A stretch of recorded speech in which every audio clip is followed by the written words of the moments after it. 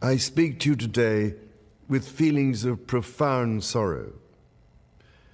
Throughout her life, Her Majesty the Queen, my beloved mother, was an inspiration, an example to me and to all my family.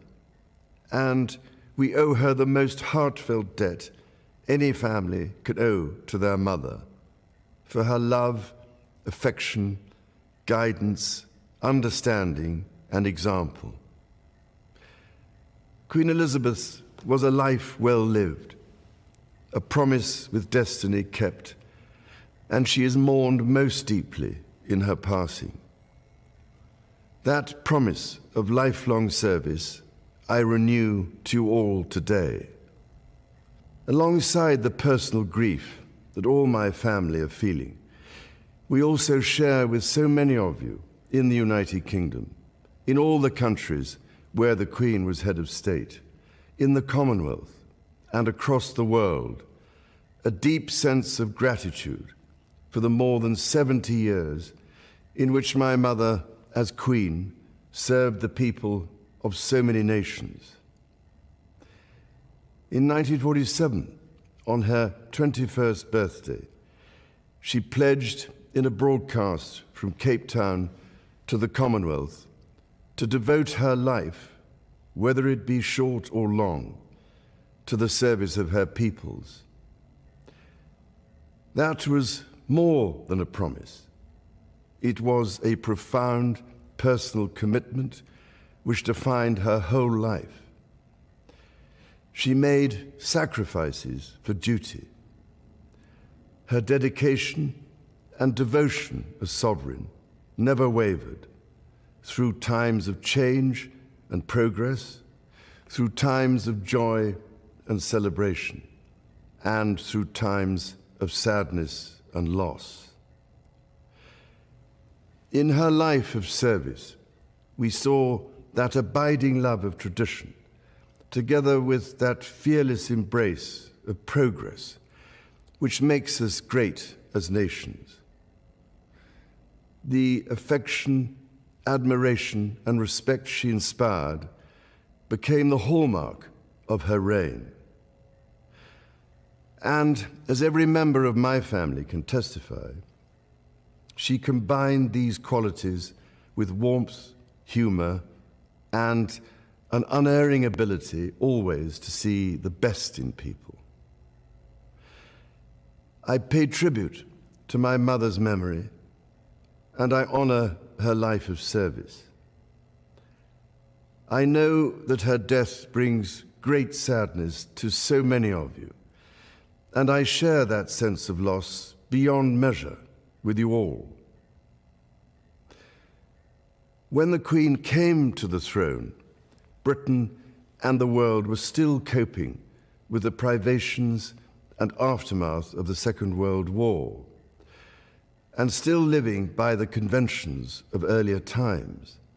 In the course of the last 70 years, we have seen our society become one of many cultures and many faiths. The institutions of the state have changed in turn. But through all changes and challenges, our nation and the wider family of realms, of whose talents, traditions, and achievements I am so inexpressibly proud, have prospered and flourished. Our values have remained, and must remain, constant. The role and the duties of monarchy also remain, as does the sovereign's particular relationship and responsibility towards the Church of England, the church in which my own faith is so deeply rooted. In that faith and the values it inspires, I have been brought up to cherish a sense of duty to others and to hold in the greatest respect the precious traditions, freedoms, and responsibilities of our unique history and our system of parliamentary government. As the Queen herself did with such unswerving devotion, I too now solemnly pledge myself throughout the remaining time God grants me, to uphold the constitutional principles at the heart of our nation. And wherever you may live in the United Kingdom, or in the realms and territories across the world, and whatever may be your background or beliefs, I shall endeavor to serve you with loyalty, respect, and love, as I have throughout my life. My life will, of course, change as I take up my new responsibilities. It will no longer be possible for me to give so much of my time and energies to the charities and issues for which I care so deeply. But I know this important work will go on in the trusted hands of others. This is also a time of change for my family. I count on the loving help of my darling wife, Camilla.